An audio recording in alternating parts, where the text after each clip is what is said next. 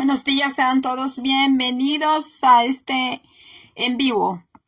Salem, lo que no conocías de Salem. Yo sé que algunos han escuchado el famoso caso de las brujas de Salem en Massachusetts, que pasó entre 1692 y 1693. Sean todos bienvenidos.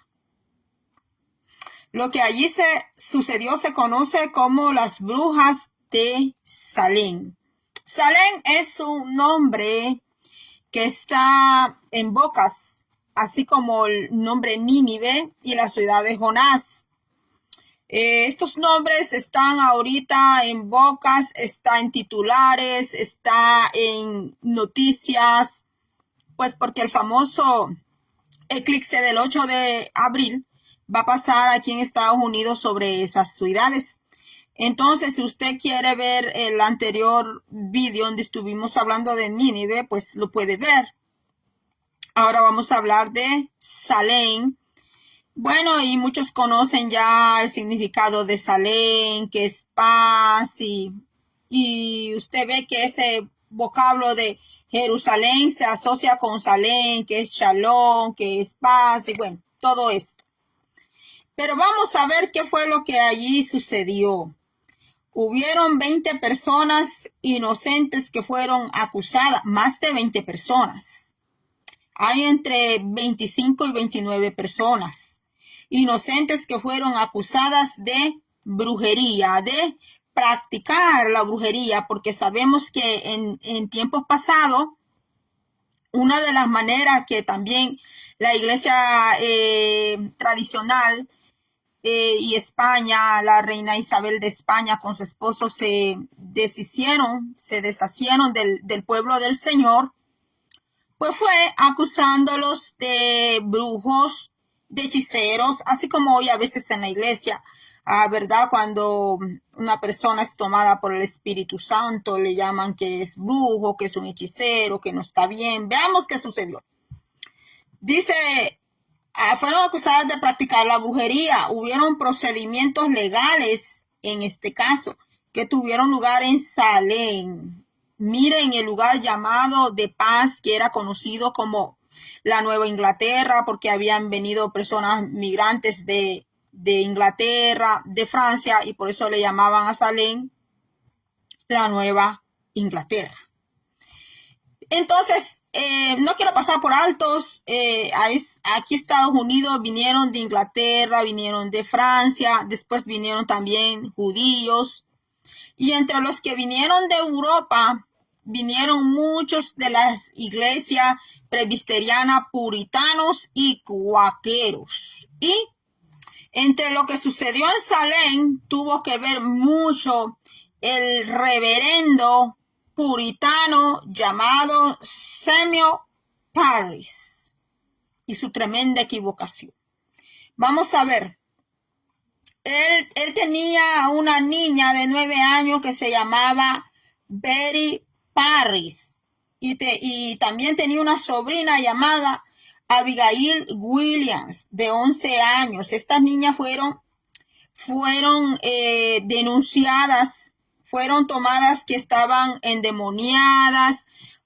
Vamos a verlo primero porque ¿cómo empezó? Estas niñas jugaban un juego que se conoce como el vaso de Venus, donde derraman un huevo, echan un huevo, las niñas echaron dentro de un vaso con agua un huevo y según la forma que tome la yema del huevo, entonces era un juego que así le llamaban el vaso de Venus.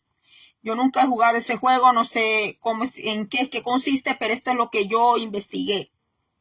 Entonces dice que la niña jugaba con su prima este juego, pero que de repente estas niñas aparecieron con histeria, aparecieron retorciéndose en el suelo, aparecieron con convulsiones, echaban espuma por la boca, giraban los ojos, las niñas gritaban, pasaban todo el día bailando, hacían un baile que le llaman el baile del zambito, insultaban a sus padres.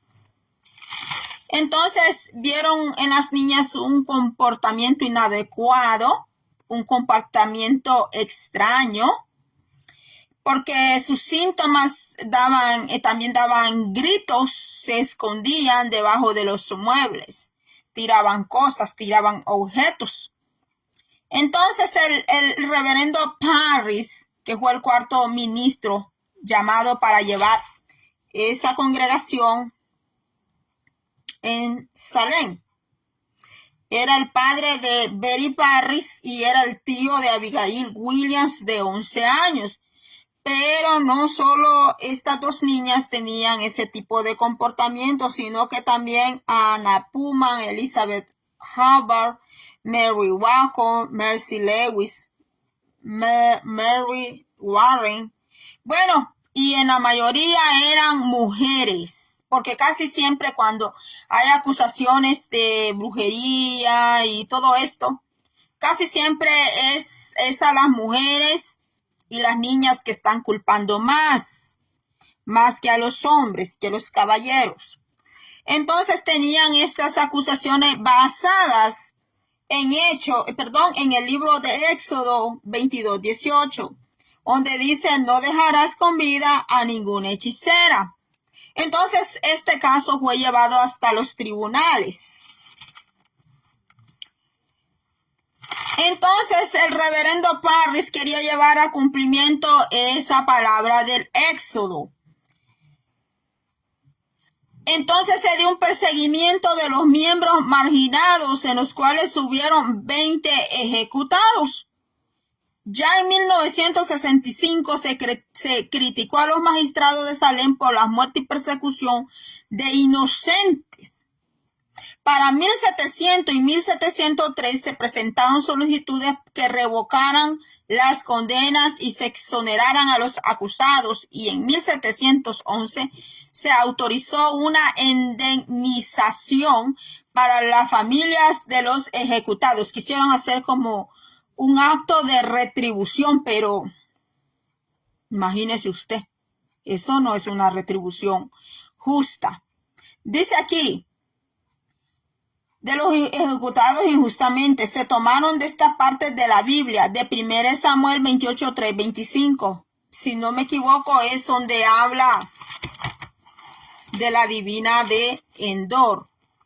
1 de Samuel, usted lo puede anotar, 28, sí, Saúl y la divina de Endor. Entonces, le voy a seguir leyendo. Vamos a ver cuál era la verdad que estaba sucediendo aquí.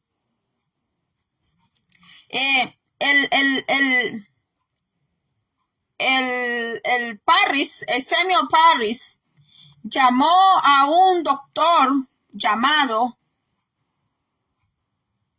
Williams, contactó a William Griggs, que era un doctor. No sé en qué momento lo llamó, si después quisieron las acusaciones, si se fueron a corte, a los tribunales, no sé en qué momento, pero llamó a este doctor y este doctor descubrió que era lo que estaba sucediendo y lo que provocaba en las niñas y no solo en las niñas, sino que en otras mismas mujeres de la congregación, esas actitudes, esa manera de comportarse. Y el doctor William Griggs descubrió cuál era la razón. Pero a veces dentro de la iglesia, a veces dentro de la religión, sea cualquier religión que sea, a veces quieren ir por el camino más rápido y más corto. Y es empezar a especular que está endemoniado, que está endemoniada, que tiene demonios, que ha sido poseído, poseída, que se metió a la hechicería o está haciendo algo de hechicería y por eso tiene esos comportamientos así. Pero también hay que ver la parte médica, no solamente la espiritual, porque Samuel Parris cometió un grave error, y no solo Samuel Parris. Hubo otro teólogo puritano de nombre, ahorita le digo, que estuvo allí en los tribunales, que se llamó Cotton Mather. Cotton Mather se estaba de acuerdo con Samuel Parris acerca de lo que creían de ese fenómeno, de eso que le estaba pasando a estas muchachas, a estas mujeres. Y no solamente hubieron, algunos dicen que fueron 20 ejecutados y todos fueron ahorcados. Algunos dicen que fueron 20, otros dicen que fueron 25 ejecutados en la horca y otros dicen que fueron 29 y toditas eran mujeres o niñas, perdón. Parece que solo había un hombre ahí. Pero aparte de eso quedaron 200 que también fueron culpados, pero en vilipendio, pero no fueron ejecutados como fueron esas mujeres y esas niñas y en cuanto a un hombre. Vemos el cruel error del reverendo Samuel Parris y del teólogo Cotton Mather. Español yo digo Cotton, pero es Cotton. En inglés lo pronuncian Cotton Mather. Así se llamaba ese teólogo puritano.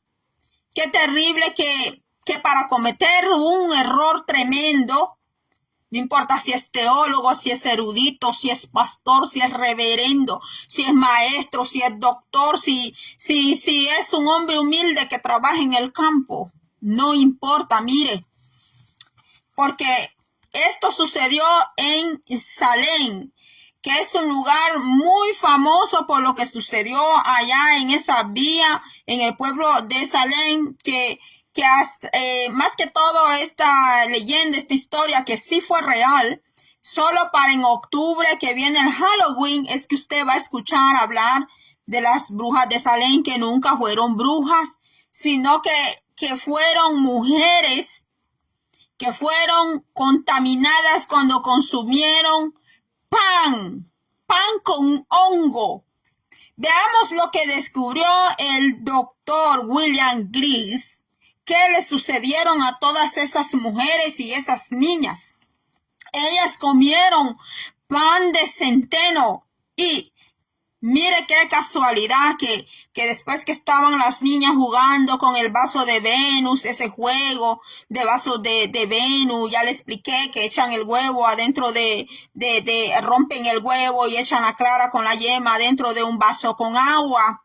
Entonces, qué casualidad que las niñas después que hacen ese juego, las niñas empiezan a comportarse de esta manera. Y no sé si ellas habían comido el pan antes o comieron el pan después, pero esto es lo que la medicina descubrió, que ellas comieron un pan de centeno, que de una semilla de un cereal que se llama centeno, y que estaba contaminado de un hongo llamado ergot. Lo voy a repetir. Ese pan estaba contaminado con un hongo llamado ergot.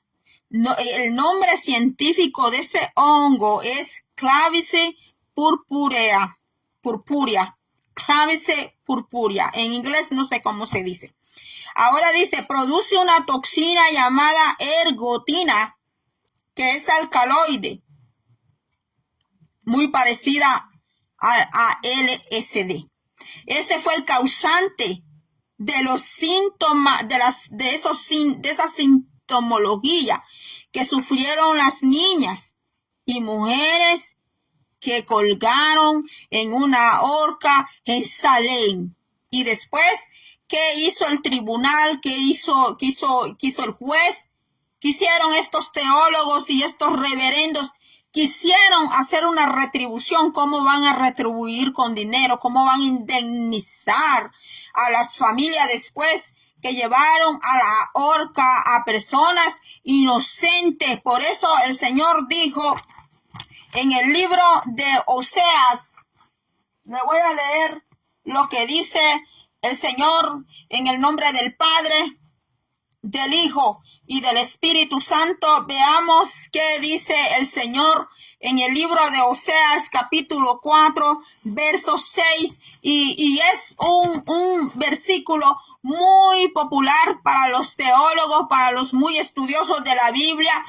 Este es un versículo que siempre se está escuchando en la boca de los pastores, de los maestros. Siempre se está escuchando este versículo que dice en el nombre del Padre, Hijo y Espíritu Santo: mi pueblo fue destruido porque le faltó conocimiento. Mi pueblo fue destruido porque le faltó conocimiento, porque el Señor no solo quiere que el pueblo sea conocedor solo en palabras. El conocimiento es poder. La información es poder. Entonces, este teólogo puritano, Coron Matter, que tenía que ver allí en las pruebas espectrales con Samuel Parris, con los jueces, se agarraron de 1 Samuel 28 y se agarraron de Éxodo 22:18, donde dice: no dejarás con vida a ninguna hechicera. Cuando no tenían pruebas contundentes y reales, no tenían pruebas médicas, porque se fueron por el camino más corto. Y a veces así sucede dentro de la iglesia, que le están diciendo a la persona que está poseída, que está endemoniada, y lo empiezan a sacudir y sacudir y sacudir. Hubo un caso en el 2022, no se hizo popular. Hubo un caso en el año 2022, donde supuestamente le hicieron liberación a una niña, y de tanto que la sacudieron y a saber qué más le hicieron, acabaron con la vida de la criatura.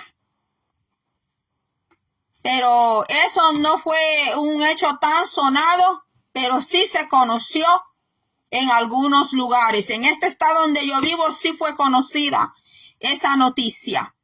Entonces, habían intereses de por medio. Los cuáqueros también habían llegado a Salem. Los cuáqueros, digamos que son los pentecostales ahora, porque los cuáqueros eran de las personas que cuando sentían la presencia de Dios temblaban, lloraban, tenían reacciones al Espíritu Santo de Dios, mientras que los puritanos no.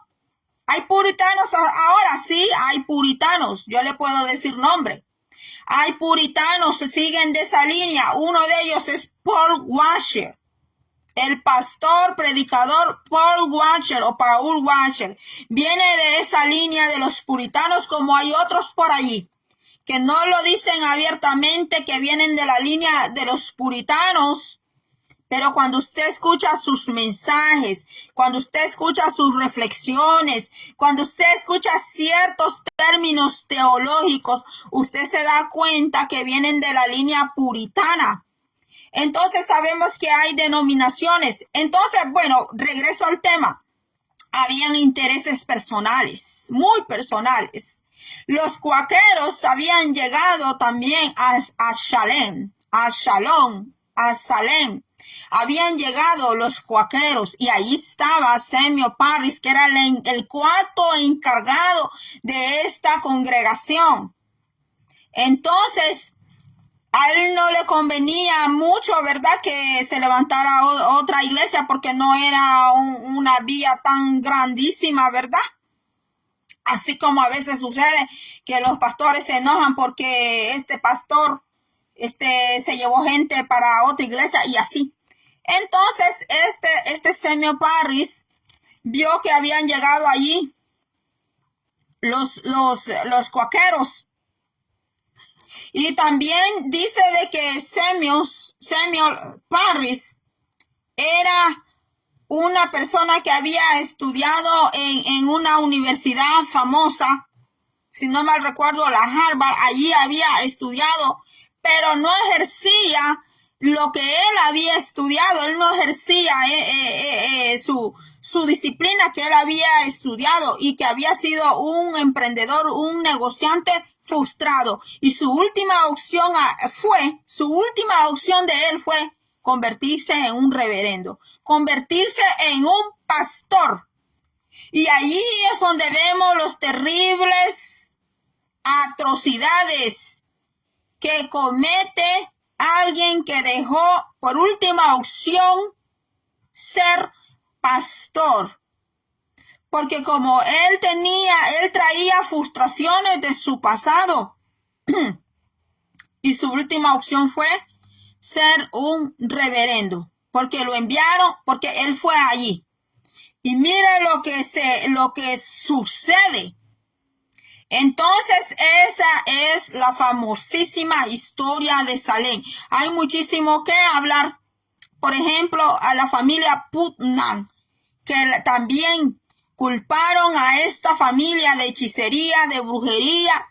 ¿Y qué hicieron? Se quedaron con sus tierras, como lo hizo España, con los judíos, cuando les dio la deportación, cuando se dio la Santa Inquisición, Santa Inquisición que se conoce, que se quedaron con las riquezas de los que, de los que ahorcaron, de los que torturaron, de los que mataron.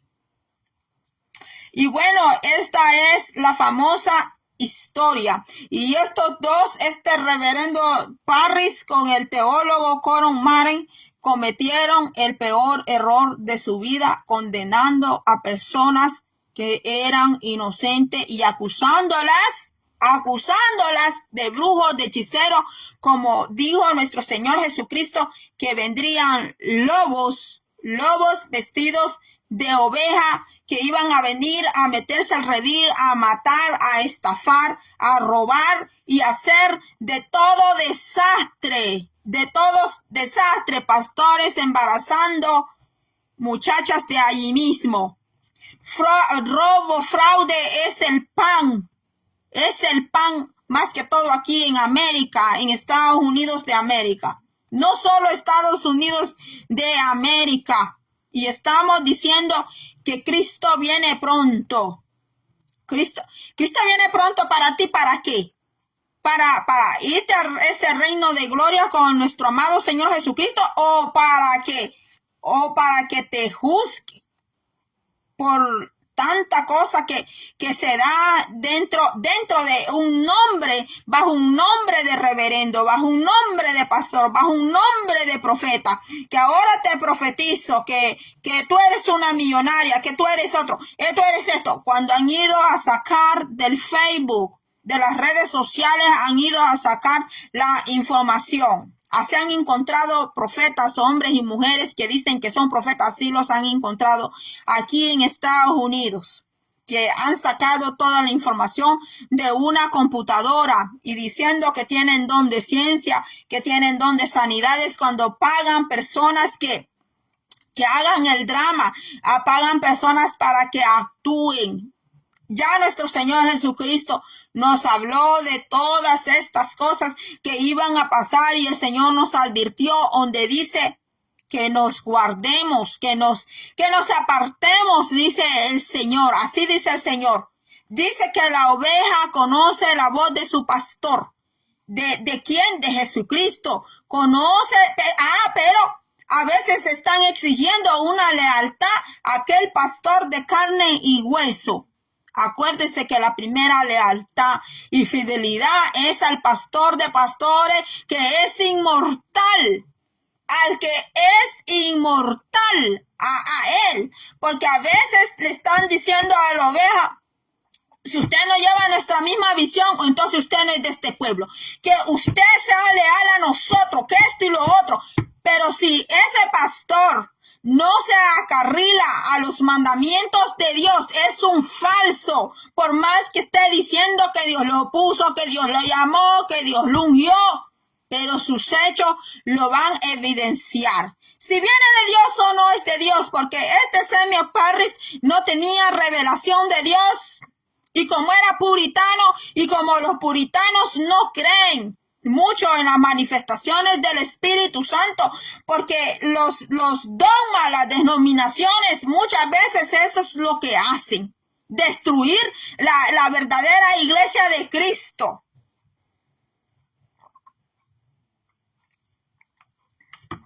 porque a veces son más fieles a su línea que siguen, a su denominación que siguen, a un pastor de carne y hueso que está allí, pero no son fieles a Dios, no son fieles a la palabra del Señor. Los pastores tienen que llevar las almas al mismo Señor Jesucristo de Nazaret, no tienen que llevarlas a ellos, porque es aquí donde cometen estas tremendas atrocidades. Lo hizo la reina de España, pero también hicieron un favor al pueblo de Dios, porque así fue como muchos judíos empezaron a entrar a otras tierras, llegaron a Argentina, llegaron a Guatemala, llegaron a El Salvador, y no sé si llegaron a otro país de Centroamérica, pero lo que yo sé, que en El Salvador entraron más de 1,000 familias judías. Más de 1,000 familias judías entraron. También hubo un presidente en El Salvador que le dio a una cantidad de judíos, de familias judías, entrada a El Salvador. Lo que sucede es que los judíos no van a andar diciendo: soy judío. Un verdadero judío no lo anda diciendo: soy judío, mírenme, soy judío. Pero sí conoce de dónde viene, sí conoce su sufrimiento. Entonces aquí vemos la tremenda crueldad que se dio, la injusticia que se dio en Salem. Esta es la verdad que se vivió allí, y es una historia que se sigue repitiendo. Injusticia fuera de la iglesia, injusticia social, y también injusticia dentro de la misma iglesia que se hace llamar casa del Señor y puerta del cielo. Muchos están diciendo: ay, Cristo ya viene, que yo ya estoy listo para irme. Pero solo el Señor conoce esa gran verdad, porque el Señor dice allá dice, hay un libro profético donde el Señor dice que Él no pide sacrificio, que Él pide misericordia. Dice que Él pide que hagan, que practiquen la misericordia de Él y la obediencia, dice el Señor. Porque mire, los puritanos, usted puede ver cómo se vestían los puritanos. Un tipo ortodoxo. Cómo se vestían los puritanos, los hombres, las mujeres. Los hombres hasta se ponían unos sombreros, así como los que usaban los pilgrim. Y usted va a ver las mujeres hasta con unos delantales así. Y mire las tremendas atrocidades que se dieron. Y esta es una parte nomás. Es una parte, es un trocito de historia, de tantas cosas que han pasado, mis hermanos. Pero que sea el Señor ayudándonos, que sea el Señor dándonos sabiduría. Y bueno, esto ha sido todo por hoy. Otro día voy a pasar, está pendiente el otro tema que me escribió el hermano Alexandro Aguilones. El otro tema de la nueva era. Ya vimos el de Salem, porque es un nombre que ahorita está siendo sonado. Y están tomando este eclipse del 8 de abril como un presagio. Pues entonces conozca lo que sucedió en Salem. Hubo una persecución, una cacería injusta, inhumana, porque esas almas no merecían morir como murieron en la horca. Es más, su memoria debería de ser honrada de ellas. Y así mataron a muchas mujeres en Francia, acusándolas de brujas, de hechiceras. Otro día podemos ver ese tema, mujeres que nunca fueron hechiceras, nunca fueron brujas. Pero allá está nuestro Padre Celestial viendo la justicia y la injusticia. Y si usted es un ministro de Dios, Sea un ministro justo de nuestro Padre. Sea un ministro que tenga la misericordia de Dios en su corazón y que sea una persona llena de la justicia, del amor de Dios, que sea lleno del Señor. Porque cuando no están llenos del Señor es cuando cometen estas tremendas metidas de pata. Bueno, hasta aquí voy a llegar. Gracias a los que me están mandando sus mensajes. Cuando tenga tiempo voy a contestarlos. Va a ser hasta la próxima. Dios les bendiga.